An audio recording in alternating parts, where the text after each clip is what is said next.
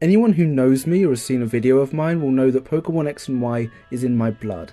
There's no easy way to describe it. The 3DS era of Pokemon infiltrated my childhood and immediately seized the extent of my nostalgia, sentimentality and enjoyment. I've gone on the record many times over the last 10 years stating definitively that Pokemon X and Y supersede my love for any other non-Kirby video game. In fact, the only games I love more than X and Y are Kirby's Epic Yarn and Kirby Superstar Ultra, and at the time I was reviewing them, Pokemon X and Y were brand new and I was already actively consuming it through YouTube videos when I couldn't afford a 3DS. The focus of this video is one of the main ways I've shown my love for Pokemon X and Y over the years. Just at the end of Generation 6 in October 2016, when X and Y were still the newest Pokemon games, I began recording parts of the Pokemon X Kirbylocke.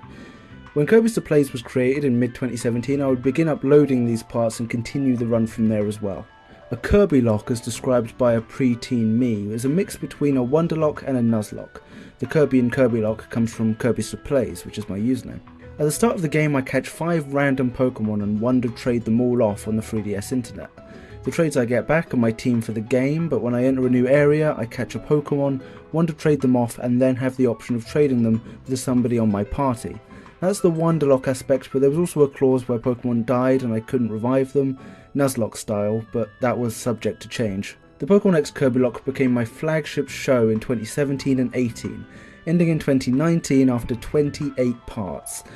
I failed to run a few parts towards the end, directly before the Elite Four and Champion, but decided to give myself a what-if scenario retry, if I hadn't died and managed to beat the game. I died twice after that and threw in the towel, but never used the finale title properly because I knew I could come back and go to the walkthrough and beat the run properly whenever I wanted. The original 28 part walkthrough was all privated in October 2022, but they would be compiled into the Pokemon X Kirbylocke Legacy Collection Part 1 and 2, released last November as part of the Kirbyster 10th Anniversary celebrations. At this time I actually considered recording another part of the Pokemon X Kirbylocke and battling the Elite Four and Champion, ending the run definitively 7 years after I started it.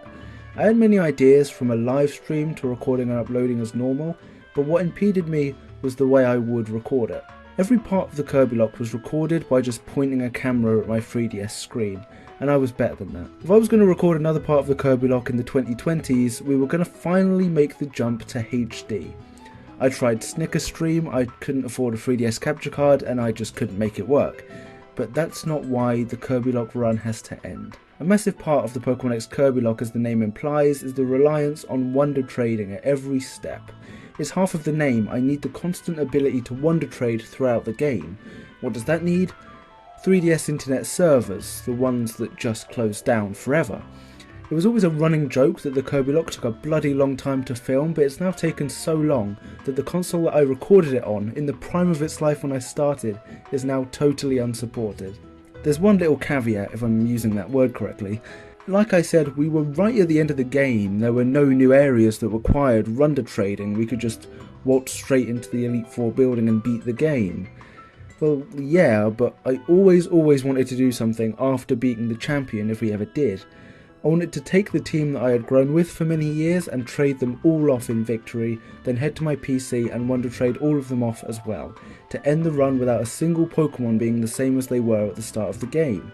Finishing the run now would be unfulfilling without this. It's just untenable. This is entirely down to the 3DS servers ending, and that's entirely down to me taking my bloody time and leaving the series stagnant for so long.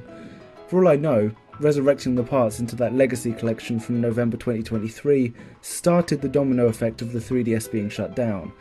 If that's the case, I apologise.